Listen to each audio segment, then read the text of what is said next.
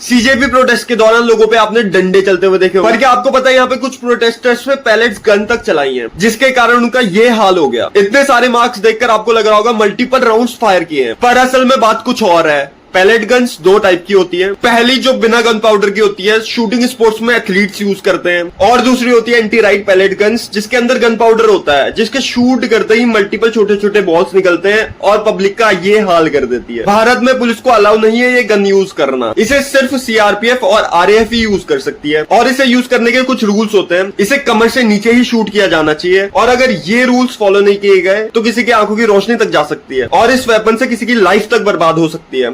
तो ऐसे detailed explanation के लिए मुझे फॉलो कर लो। Bye bye.